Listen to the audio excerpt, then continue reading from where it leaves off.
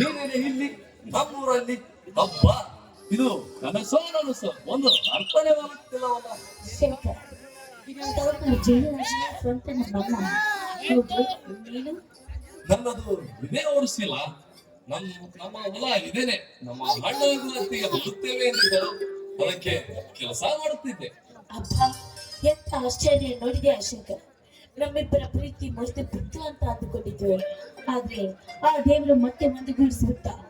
I love you Shankar, I love you.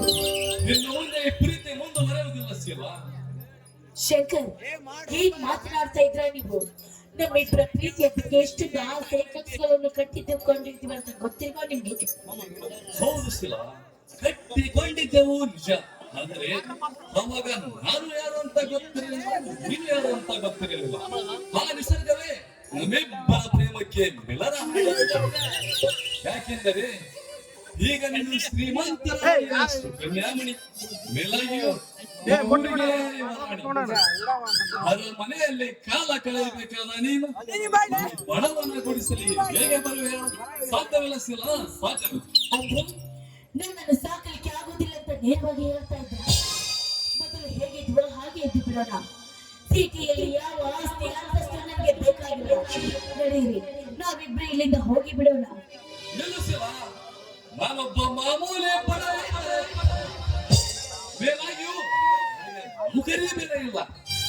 ಬಡವರ ಮನೆಯಲ್ಲಿ ಹಿಂಡಿ ರೊಟ್ಟಿ ತಿಂದು ಬದುಕುವ ಜೀವನ. ಅಂದಾಗ ಸಿರಿ ಸಂಪತ್ತಿಗೆಲ್ಲಿರಬೇಕಾದ ನಿನ್ನನ್ನು ಈ ನರಕಕ್ಕೆ ತಂದು ಹಾಕಿದರೆ ಆ ಪಾಪ ನನ್ನನ್ನು ತಟ್ಟದೆ ಬಿಟ್ಟಿದ್ದೆ. ನೋಡಿ ಶಂಕರ್, ನಮ್ಮಿಬ್ಬರಿಗೆ ಇದೀಗ ತಾನೇ ಓದಿ ಮುಗಿದಿದೆ. ನಮ್ಮಿಬ್ಬರಲ್ಲಿ ಯಾರಿಗೆ ನೌಕರಿ ಬಂದೋ ನಾವೇನು ನೀ ಕೇಳಿ ಎಂಬ ಭೇದ ಭಾವ ಇರುವುದಿಲ್ಲ, ಭ್ರಮೆ ಇರುವುದಿಲ್ಲ. ಇದಕ್ಕೆ ಆದರೂ ನಿಮ್ಮಣ್ಣ ನಮ್ಮಿಬ್ಬರ ಪ್ರೇಮಕ್ಕೆ ಬೆಲೆ ಕೊಡುತ್ತಾನೆ ಎಂಬುದನ್ನು ಗಮನಿಸಿರಿ. ಯಾಕೆಂದರೆ ಹಣ ಇಲ್ಲದವರು ಬಹಳ ಕೆಳಗೆ ನೋಡುವ ಮನುಷ್ಯ ನಿಮ್ಮಣ್ಣ. ಸ್ವಲ್ಪ ವಿಚಾರ ಮಾಡು. ನೋಡಿ, ಅದ್ರ ಬಗ್ಗೆ ನೀವೇನು ಚಿಂತೆ ಮಾಡಬೇಡಿ. ಮತ್ತೆ ತಡ ಮಾಡುವರೇ ನೀವು. ಈ ಸುಂದರವಾದ ಸಿರಿಯಲ್ಲಿ ತಣ್ಣನೆ ಗಾಳಿ ಸೂಸಿ ಸೂಸಿ ಹಕ್ಕಿ ಪಕ್ಷಿಗಳ ಸಮ್ಮೇಳನವಾದಂತೆ ಭಾಸವಾಗುತ್ತಿದೆ. ನನ್ನ ಕೈ ಹಿಡಿದು ಸರಿಲಿ ಒಂದು ಗಾನ ಸದಿ ಅಂತ.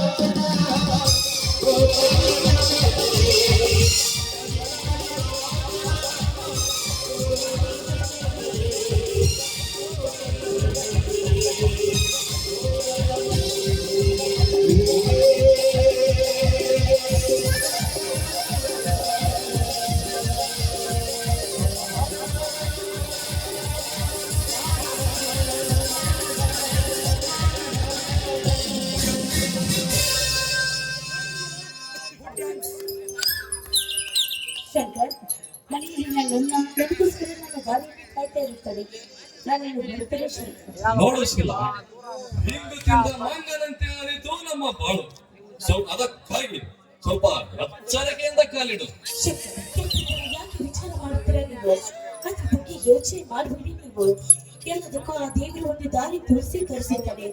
ನೋಡಿ, ನಿಮ್ಮ ಮನೆಯವರ ಬಗ್ಗೆ ಅಷ್ಟೇ ನೀವು ಚಿಂತೆ ಮಾಡಿ. ನಾನಿನ್ನು ಬರ್ತೀನಿ. ಬಾಯ್ ಬಾಯ್. ಶೀಲ ನನ್ನ ಸ್ಥಿತಿಯಾಗಿ ಬರುವುದನ್ನು ಒಪ್ಪುವರ ನನ್ನ ಮನೆಯಲ್ಲಿ,